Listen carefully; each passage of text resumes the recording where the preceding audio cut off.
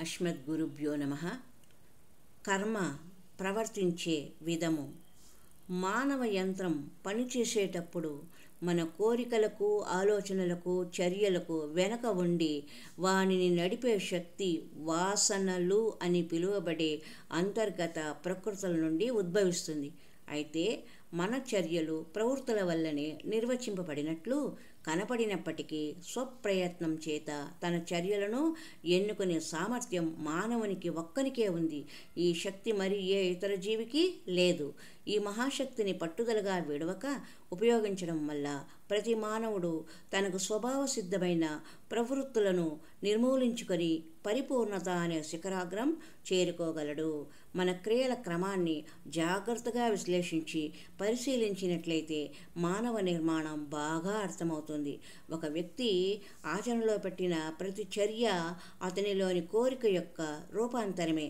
ఇక అతడిలోని సూక్ష్మ ప్రవృత్తులే స్థూలంగా కోరిక రూపంలో అభివ్యక్తం అవుతున్నాయి.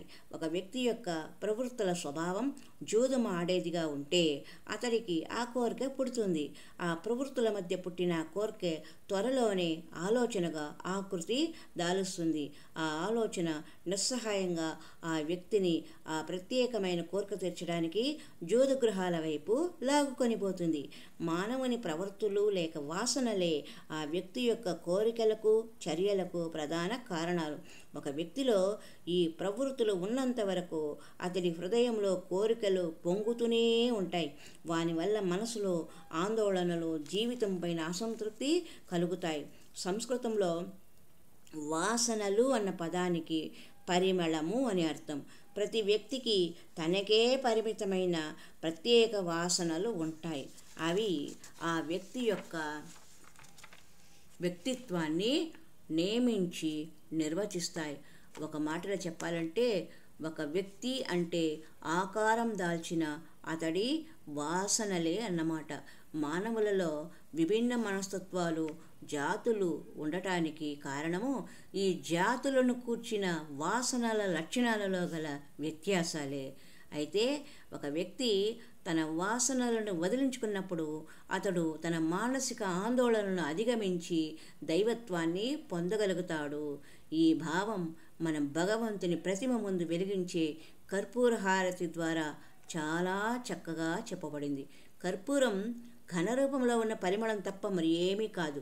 పరిశుద్ధమైన కర్పూరాన్ని కొద్దిగా తీసుకొని గాలిలో ఉంచినట్లయితే అది తనను తాను కరిగించుకొని తన పరిసరాలను కూడా సువాసనతో నింపివేస్తుంది.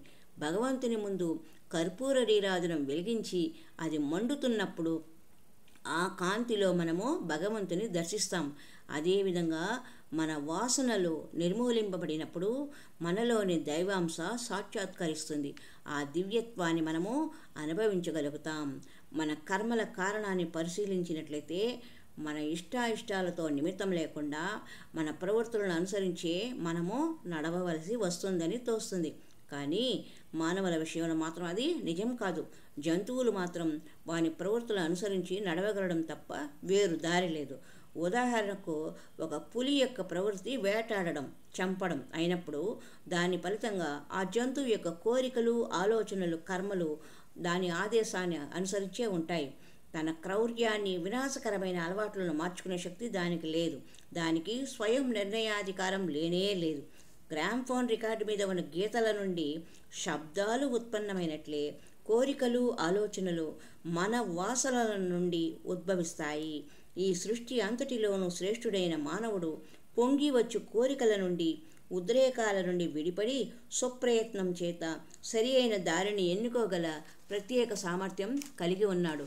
ఈ మహాశక్తిని ఎల్లవేళలా మత ప్రమాణ గ్రంథాలను సూచించిన మార్గాలలో ఉపయోగించినప్పుడు అతడు తన పూర్వ వాసనలను విజయవంతంగా తుడిచివేసి తన అనంత రూపాన్ని తిరిగి ధరించగలడు.